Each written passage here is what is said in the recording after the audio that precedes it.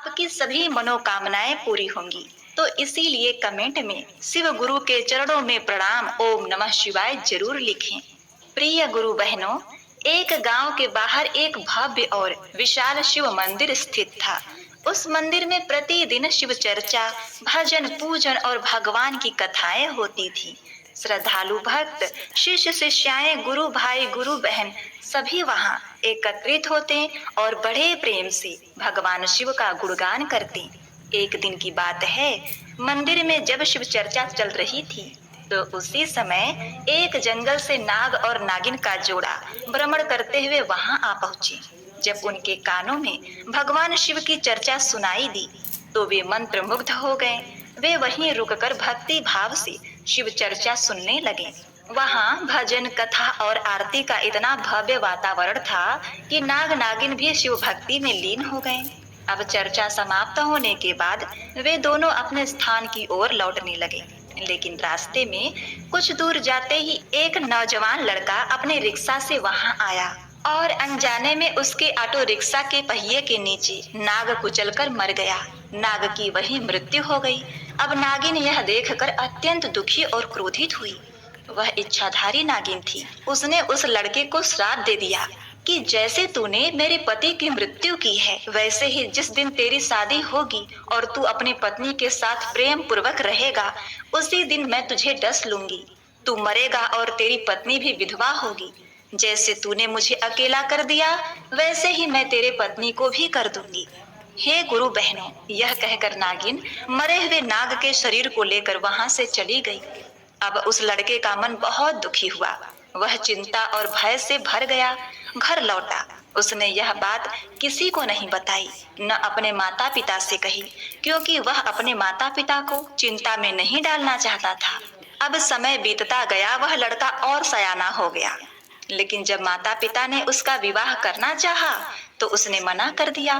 परंतु उसके माता पिता ने जिद पकड़ ली, यदि तू शादी नहीं करेगा तो हमारा कौन सहारा बनेगा। अब हम बूढ़े हो चुके हैं, हमसे काम काज नहीं होता।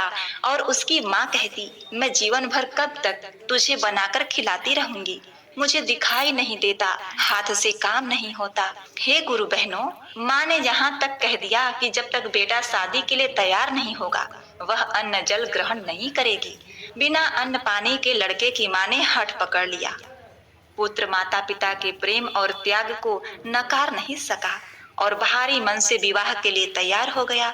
अब शादी धूमधाम से हुई, लेकिन विवाह के बाद भी वह लड़का अपनी पत्नी से दूरी बनाए रखता, कोई बातचीत नहीं करता। पत्नी ने देखा कि वह सबके साथ बात करते हैं, लेकिन उसके साथ नहीं। वह बड़ी दुखी हुई।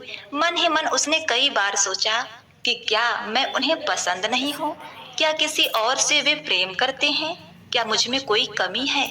ऐसे ही करते करते 15 से 12 दिन बीत गए। बेचारी नई बहू घर में परेशान रहती। आप ही सोचिए गुरु बहनों, कोई नई नवेली दुल्हन का पति उससे बातचीत नहीं करेगा तो उसके मन में कितने विचारे आएंगी, वह कितना कष्ट में होगी। अंत में एक दिन पत्नी ने ठान लिया कि अब वह पूछकर ही रहेगी। जब उसका पति घर आया तब वह भोजन परोसती है, तो पति ने खाना खा लिया लेकिन फिर भी कुछ नहीं बोला। तब पत्नी ने उसका हाथ पकड़ लिया और कहा, कृपया मुझे बताइए कि आप मुझसे दूरी क्यों बनाए रखते हैं। क्या मैं आपको पसंद नहीं हूँ? क्या मुझसे कोई गलती हो गई है या फिर आपको कोई और पसंद है? वह लड़का बहुत ही असमंजस में पड़ गया। लड़के ने कहा, नहीं भाग्यवान, ऐसी कोई बात नहीं है। तुम बहुत सुंदर हो और मुझे बहुत पसंद हो। तुम मेरे माता पिता की सेवा करती हो, घर का सारा काम करती हो, भोजन बनाती हो, तुम में कोई कमी नहीं है। तब पत्नी ने कहा कि हे स्वामी, जब मुझ में कोई कमी नहीं है, मैं सब काम करती हूँ, माता पिता की सेवा करती हूँ, लेकिन फिर आप मुझसे बात क्यों नहीं करते, मुझसे दूर दूर क्यों रहते हैं? यह सुनकर वह कुछ नहीं बोला। तो उसने जिद पकड़ ली और बोला कि जब तक आप नहीं बताएंगे तब तक मैं आपका हाथ नहीं छोड़ूंगी। यदि आपने फिर भी नहीं बताया तो मैं अपना प्राण त्याग दूंगी। हे गुरु बहनों, वह लड़का बहुत ही असमंजस में पड़ गया, लेकिन पत्नी की जिद और समर्पण देखकर वह भावुक हो उठा। उसे बड़ा दया आई। उसने सारा सच बताने का ठाना। उसने सोचा नहीं बताऊंगा तो पत्नी अपनी जान दे देगी, तब भी मुझे दुख उठाना पड़ेगा। यदि बता दूंगा तो भी मुझे मरना ही पड़ेगा। जीते या मरते दुख तो उठाना ही होगा। चलो कोई बात नहीं, बता ही देता हूँ। उस बेचारे लड़के ने इतना बात सोचा और सारी बातें सच सच बता दिया। उसने कहा कि हे भाग्यवान सुनो, यह बात अपने दिल पर पत्थर रख के सुनो। एक दिन मेरी रिक्शा से एक नाग की मृत्यु हो गई थी और नागिन ने मुझे श्राप दिया कि जिस दिन मैं अपनी पत्नी के साथ प्रेम पूर्वक रहूंगा, उसी दिन वह मुझे डसकर मृत्यु दे देगी। मेरी पत्नी विधवा हो जाएगी। यही कारण है कि मैं तुझसे दूरी बनाए रखता हूँ। मैं नहीं चाहता कि तुम मेरे कारण दुखी जीवन बिताओ। प्रिय गुरु बहनों, पत्नी ने यह सब सुना तो बहुत देर तक चुपचाप रही। बेचारी कुछ नहीं बोली। फिर अचानक वह बोल पड़ी, अब यह मेरा ही जीवन है, मैं इस समस्या का हल ढूंढूंगी। अब अगले सुबह उसके गांव में शिव चर्चा थी। अपने सासू माँ से वह पूछकर शिव चर्चा में चली गई। पूरे दिन शिव चर्चा में बिताकर वह शाम के समय घर लौट आई और अपने सास ससुर के लिए प्रेम पूर्वक खाना बनाया। सबको खिलाई, सास ससुर के हाथ पांव दबाकर अपने कमरे में सोने चली गई। अगली सुबह उसने अपने घर के दोनों दरवाजों पर 2 बर्तन में दूध रखा, उसमें नमक मिला दिया। उसी दिन रात में वह अपने पति से प्रेम पूर्वक बातें करने लगी और बोली, हे स्वामी, आज मेरी इच्छा है कि आज मैं आपके पांव को दबाऊं। अपनी पत्नी के प्रेम पूर्वक बातों को सुनकर उस लड़के को दया आ गई। वह अपने पत्नी के कमरे में चला गया और दोनों ने प्रेम पूर्वक बातें की और वह लड़की अपना पत्नी धर्म निभाते हुए उसके चरणों को दबाने लगी। उधर नागिन को यह बात पता चल गई कि वह लड़का अब अपनी पत्नी के साथ रह रहा है। वह क्रोध से जल उठी, तुरंत जंगल से उस घर की ओर चली। अब जब वह उस घर के करीब पहुंची तो दरवाजे पर उसने दूध देखा और वह थकी और भूखी होने के कारण पहले दूध पीने का निश्चय किया। अब नागिन दूध पीने लगी, लेकिन दूध में नमक था। जैसे ही उसने नमक युक्त दूध पिया, उसे याद आ गया कि मैंने तो इस घर का नमक खा लिया।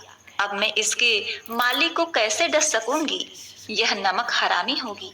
और शिव चर्चा में तो मैंने भी सुना था कि नमक हरामी करने से व्यक्ति नरक में जाता है और जो उसके कर्ज को अदा करता है वह शिवधाम को प्राप्त होता है। तभी वह अंदर गई और देखा कि लड़की बड़ी श्रद्धा से अपने पति की सेवा कर रही है। नागिन को उस नई नवेली दुल्हन पर दया आ गई। उसने कहा, हे कन्या, तू बड़ी चतुर और धर्मपरायण है। तूने नमक खिलाकर मुझसे अपने पति की जान बचा ली। अब मैं तुझे श्राप नहीं दूंगी, बल्कि आशीर्वाद देती हूँ। तू सदा सुहागिन रह, तुझे मन चाहे गुणवान पुत्र और पुत्री की प्राप्ति हो, तेरे घर में धन ध्यान की वृद्धि हो। प्रिय माताओं, गुरु बहनों, यह कहकर नागिन वहां से लौट गई।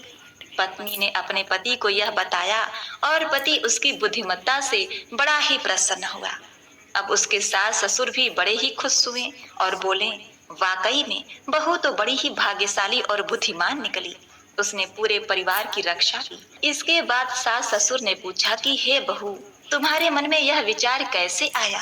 उसने कहा कि हे बाबूजी, हे अम्मा जी, शिव चर्चा में मैंने इन सब बातों को सुना था और सीखा था।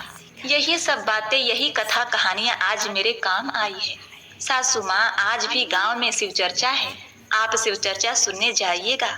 तो बहू की बातें सुनकर सास कहने लगी, हे बहू, कल अपने घर खुद शिव चर्चा करवाऊंगी और शिव गुरु के महिमा का गान करूंगी।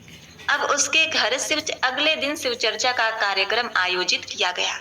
नगर से बहुत सारे लोग शिव चर्चा सुनने आए। जब नगर के सभी लोगों ने बहू के बारे में यह सारी बातें सुनी, उसकी सास ने शिव चर्चा में शिव जी के गुणों का गान किया और नागिन की घटना बताई, तो वहां बैठे कितने ही माताओं के आंखों में आंसू आ गए।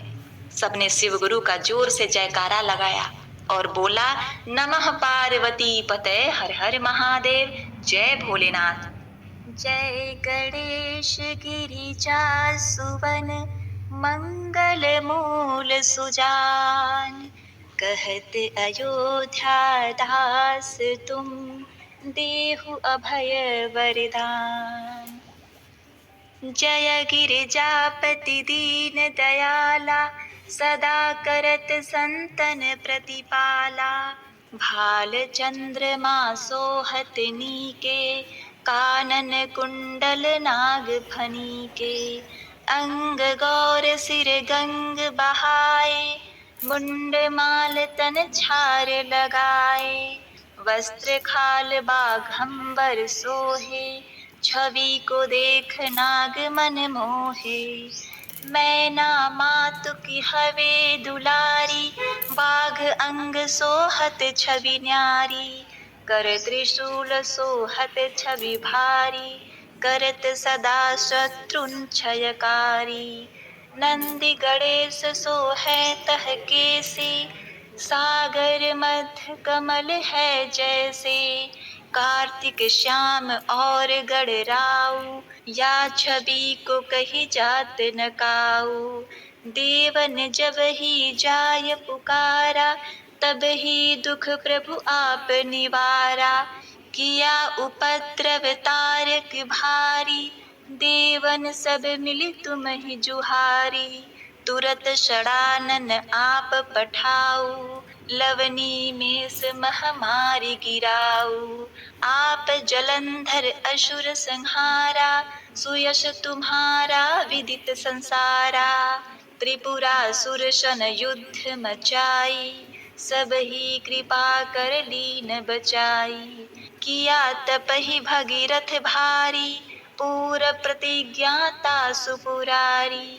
धानिन मह तुम सम को नाही, सेवक स्तुति करत सदाही। वेद माहि महिमा तुम गाई, अकथ अनादि भेद नहीं पाई। प्रकटि उदित मंथन में ज्वाला, जरत सुरासुर भय विहाला। कीन्ही दया तह करी सहाई, नीलकंठ तब नाम कहाई। पूजन राम चंद्र जब कीन्हा, जीत के लंक विभीषण दीन्हा। सहस कमल में हो रह धारी, कीन्ही परीक्षा तब ही पुरारी। एक कमल प्रभु रखऊ जोई, कमल नयन पूजन चह सोई। कठिन भक्ति देखी प्रभु शंकर, भये प्रसन्न दिए इक्षित वर। जय जय जय अनंत अविनाशी, करत कृपा सबके घटवासी। दुष्ट सकल नित मोहि सतावे, भ्रमत रहो मोहि चित्त न आवे। त्राहि त्राहि में नाथ पुकारो, एहि अवसर मोहि आन उबारो।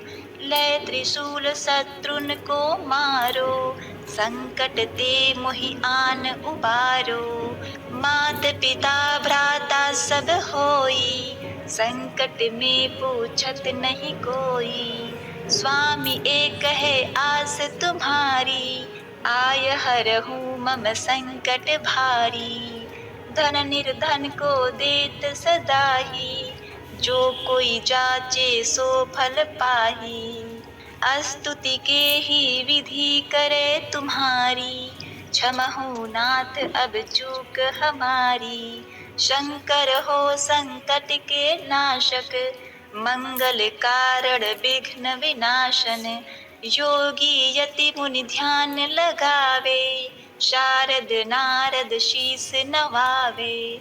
नमो नमो जय नमः शिवाय, सुर ब्रह्मादिक पार न पाय। जो यह पाठ करे मन लाई, तापर होत है शंभु सहाई। ऋनिया जो कोई हो अधिकारी, पाठ करे सो पावन हारी। पुत्र हो न कर इच्छा जोई, निश्चय शिव प्रसाद तेहि होई। पंडित त्रयोदशी को लावे, ध्यान पूर्वक होम करावे। त्रयोदशी व्रत करे हमेशा, ताके तन नहीं रहे कलेशा। धूप दीप नैवेद्य चढ़ावे, शंकर सम्मुख पाठ सुनावे। जन्म जन्म के पाप नसावे, अंत धाम शिवपुर में पावे। कहे अयोध्या दास तुम्हारी, जानि सकल दुख हरहु हमारी। नित नेम उठी प्रातः ही, पाठ करो चालीसा। तुम मेरी मनोकामना पूर्ण करो जगदीश। मगशिर छठी हेमंत ऋतु, संवत 64 जान। स्तुति चालीसा शिव ही, पूर्ण कीजय कल्याण। ओम नमः शिवाय। प्रिय भक्तों, आइए अब श्रवण करते हैं भगवान शिव जी की आरती। जय शिव ओमकारा, ओम जय